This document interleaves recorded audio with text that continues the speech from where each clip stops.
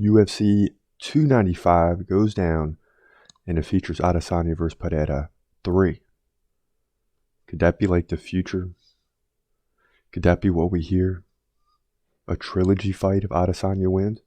I mean, what happens if Israel Adesanya beats Alex Pereira at UFC 287? This is the problem with the UFC right now with all these rematches. It's not just me. There's other people weighing in on both sides of the fence. So stay tuned. We're going to get into these topics and more next. Broadcasting live from an undisclosed location. This is The Community MMA with your host, Chris Cross.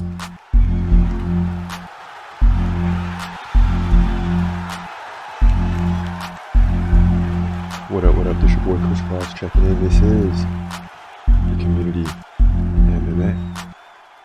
So we're talking rematches today. I mean, it's been a big topic for a lot of people. It seems like in nearly half the UFC divisions on both sides, you got rematch after rematch after rematch. All right, not on the girls' side really, or on the women's side, but on the men's side, it's like half the divisions are rematches. Adesanya, longtime champion, KO'd 5th round. Glover Teixeira, KO'd 5th round. Usman, KO'd 5th round. And then we just had 4 fights between Figueiredo and Brandon Moreno.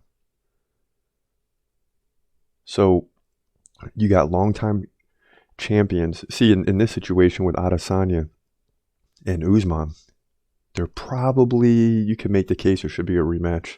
Tough part is they got finished, but you can make the case because they were longtime champions. But when you go Figueiredo, Moreno back and forth, I mean, that was kind of crazy, but at least after 3 fights, they were 1-1-1. So that a 4th fight maybe made sense there because they got to complete and finish a division. And Moreno is going to be the guy, and Figueiredo now moves up. But then but here's where it all comes together and why people are frustrated. Even though Glover Teixeira versus Yuri Prochazka never happened, Glover Teixeira won the belt, then lost it in his next fight to Yuri Prochazka, and then he gets a rematch.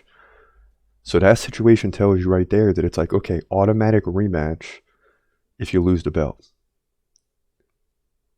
And then you see what happened with Jamal Hill coming up from number 7 to win the belt. So that means there's guys out there that can win. And these rematches are holding things up. And they need to figure out a way forward. It doesn't mean there can't be rematches, but we need some other fights before the rematch. Alex Pereira needs to fight someone else right now. And Adesanya needs to fight someone else. Both get wins, then you come back and fight for it. Usman needs to get a win. It could be against a fighter of his choosing, but he needs to get a win because we need other guys to get shots for these titles. It shouldn't be an automatic rematch because if this is where we're headed, then you just got a bunch of fighters that are held up. I mean, you got a bunch of fighters that are held up. And now when you get back to Adesanya versus Alex Pereira, what happens if Adesanya beats Alex Pereira? UFC 295, Adesanya versus Pereira 3. You want to hold up the division for 2 years? And I guarantee if Adesanya would have won, there wouldn't have been a rematch in a few months. You know, they would have dragged that thing out. Because those guys, you know, those longtime champions, they don't fight often. They sit on the belt for months and months and months. So these rematches are getting old. It's not that they can't happen. If Colby Covington keeps winning, and Usman were to keep winning and they want to have a trilogy, fine. But we got to get some real competition to make those rematches and trilogies happen. It can't be Colby Covington fighting a number 5 or 6 Tyron Woodley and then fighting a number 5 or 6 whoever. It needs to be some real wins to set up these rematches.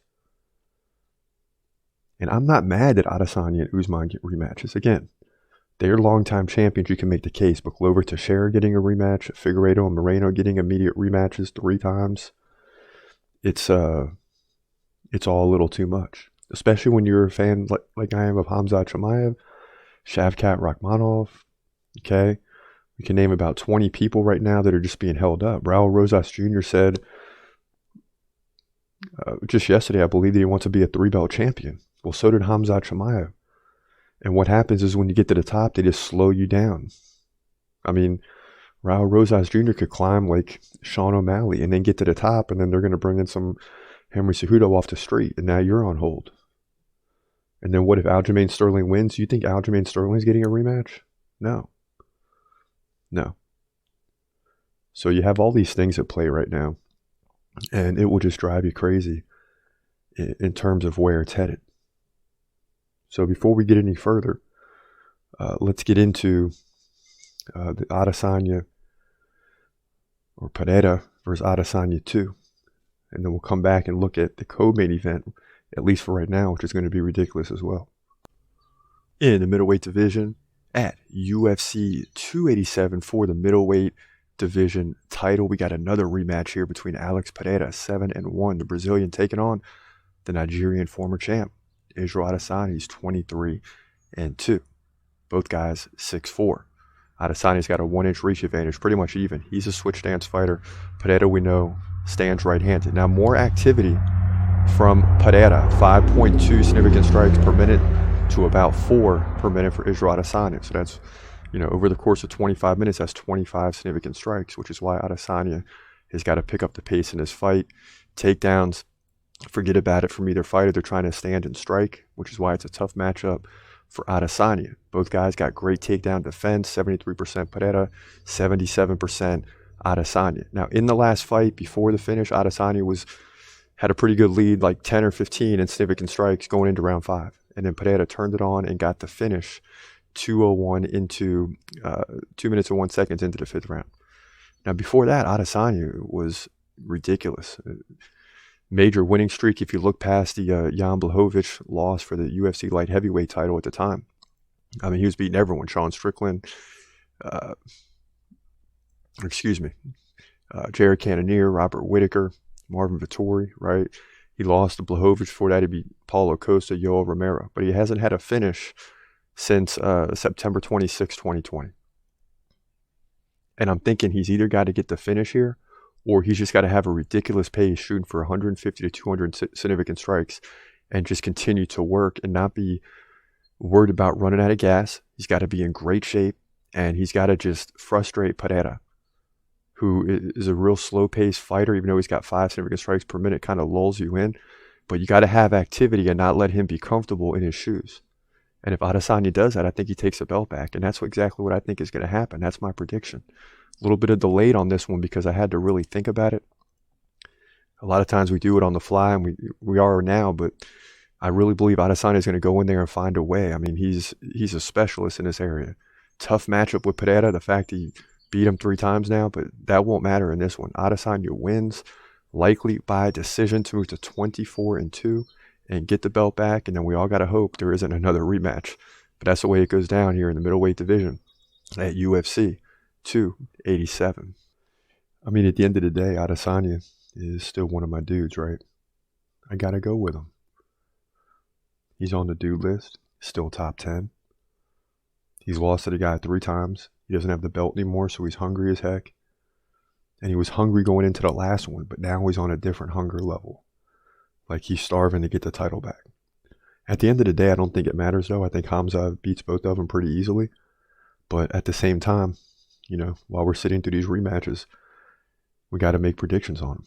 And I think Adesanya comes in and wins the belt. And then, unfortunately, the belt's going to be tied down for the remainder of the year when that happens. So that's where we're at. But also in the co-main event, this is crazy. Gilbert Burns versus Jorge Masvidal. Let's get into that prediction now. This is going to be a wild fight. In the welterweight division at UFC 287, and this is a big one. Gilbert Burns takes on Jorge Masvidal, who finally returns. Now, Burns, a Brazilian, 21-5. Masvidal, the American, 35-16. Both of these guys, veterans of the game. Now, Jorge Masvidal, 1 inch taller at 5'11". He's got a 3-inch reach advantage, 74-71. Both guys fight right-handed. Now, Masvidal, 4.1 significant strikes per minute to 3.4 for Gilbert Burns takedown advantage the other way, though, to Gilbert Burns. 2 over the course of 3 rounds. You're looking at potentially 2 or 3 takedowns in this fight if he can get Masvidal down. Masvidal lands about a takedown and a half every 3 rounds, or 1 every 2 rounds. So that's what we got. Burns, weak takedown defense, 47%. But in his last fight, he dropped Neil Magny with a submission quickly. But he's just on a not even on a win streak, just won the last fight against Magny. Lost to Khamzat Chimaev in a questionable decision among a lot of fans, not myself, but among a lot of fans. And then he beat Stephen Thompson before that. So he could very easily be on a 3-fight win streak. And although he did give up 2 takedowns to Khamzat Chimaev, he still outstruck him 119 to 108. Now Masvidal, not getting any younger, right? 38 right now, turns 39 in November. That's something to keep in mind. He's lost 3 in a row to Colby Covington, Kamaru Usman, and Kamaru Usman. So really, he's lost 2 in a row to the 2 best fighters in the welterweight division by ranking. So before that, he beat Nate Diaz, probably should, Ben Askren, with that flying knee. And he was at his height at that moment and has kind of been humbled since. And prior to that, he beat Darren Till by KO. So 3-3 in his last 6. I don't think it has any indication on this fight. And gosh, this is a tough prediction. I can't wait to see the odds come out as we make this prediction now. There's no odds on this fight just yet. It's brand new, but at least in front of me and what I'm looking at. But I'm going to lean with Gilbert Burns in this fight, as much as I would like to see Jorge Masvidal come in and get a big win. Imagine the storylines. And he could call out Khamzat Chimaev. He can call out Leon Edwards for the title. And if you don't think that Jorge Masvidal can still get another title shot, if Leon Edwards wins and Jorge Masvidal wins, I hate to tell y'all Khamzat fans, Jorge Masvidal is getting a title shot. That's just the way it goes. But I like Gilbert Burns to win this fight by decision to move to 22-5, simply on significant strikes and takedowns. Because with the control, he's going to pile up the strikes to go to 22-5, welterweight division, UFC 287. Yeah, let's go Gilbert Burns, right? Listen, in terms of the predictions, it is what it is. I mean, I'm not compromising those at all, but in terms of what I hope happens is Gilbert Burns wins, because at least Khamzat beat him, and Khamzat should get the next title fight. Masvidal wins, and Leon Edwards wins. That'd be like worst case scenario. I mean, if you watch the reaction when Leon Edwards finished Usman, in my mind, I'm thinking, oh, Khamzat just lost a year. I mean, in the welterweight division, his time was right now. He can't keep making weight for too much longer. You know, you can't let 2 years pass. It's got to happen now if he's going to win the welterweight title. And when Edwards landed that leg kick and the fight ended, that was the first thing that went through my mind, is Khamzat's not fighting for the title, because there's going to be a rematch, because that's the time we're living in. But it is what it is. As we get into the Q&A, Houdini MMA says, nice breakdown, but Lewis via KO over Sergey Spivak. So that's a big fight going down this Saturday night. And that fight won't even happen until like 3 a.m. Eastern time. I wonder if I could stay awake that late nowadays. EP Man, Burns is going to have so much fun in this fight. I think so too. He's already talking about the BMF belt being up for grabs. Put it up, Jorge. Will Weatherford, you are completely ignoring the fact that the rematches are happening because a new champion was crowned and the longtime defending champ was dethroned.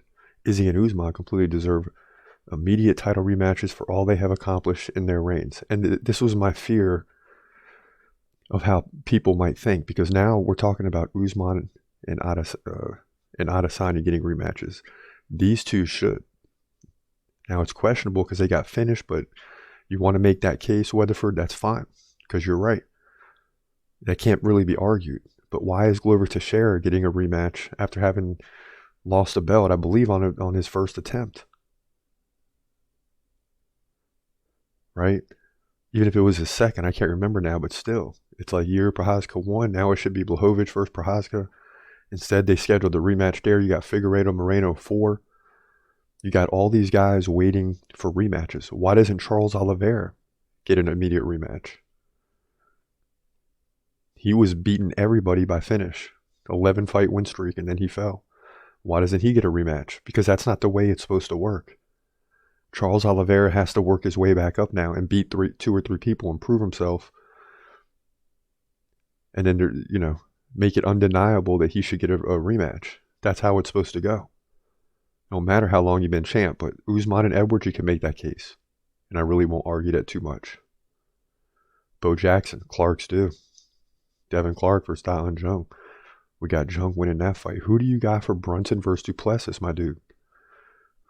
I'm probably going to have to go with Duplessis in that one. But again, I'm not looking at the stats. I'm not looking at the matchup.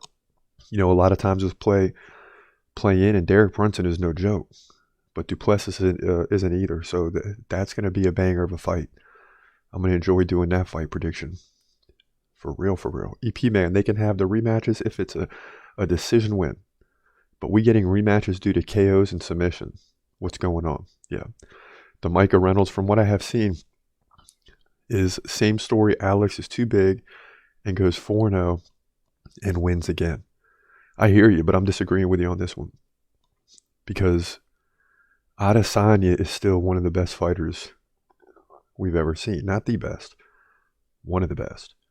At finding ways to win fights. And now he got an MMA look at Pereira, right? Not kickboxing, but MMA, and now he's going to be well prepared for the next fight. Please believe it. Kenneth Bruner, by the way, you do a fantastic job, Chris. Thank you for the shout-outs. So I don't know what's going on lately with all the positivity. Remember the last podcast, a lot of positive stuff, Maybe because I started the year good. As soon as I start getting fights wrong, people are going to forget about this stuff, and it's going to be back to you don't know what you're talking about, you never watch UFC, yada, yada, yada. But listen, I'll take it for now. Thanks, Bruner. Breaking confirmed. Hamza broke Yuri Prochazka's rib while sparring against Hamza. So, and Yuri himself confirmed it. I mean, listen, Hamza is a ridiculous fighter. I couldn't imagine practicing with the guy. He's a middleweight that tries to squeeze into welterweight to win a title. He's a middleweight that can go up to light heavyweight, which is a 20-pound difference. And eventually all these things are going to come to fruition if the UFC just gives him one opportunity, like they gave Jamal Hill. And how Hamza is not the guy to get that opportunity is beyond me. It's a hard one to figure out. I mean, really hard to figure out. But listen, that's what's going on in the UFC this morning. Long day ahead. Things could change at the break of dawn. You know how it goes. But that's what's happening right now. And you also got Laura Sanko making commentary debut at UFC Vegas 68. We broke that down last night. Check out those videos. Check out the predictions. But for now, this is your boy Chris Cross. As always, I hope you have a great day. And God bless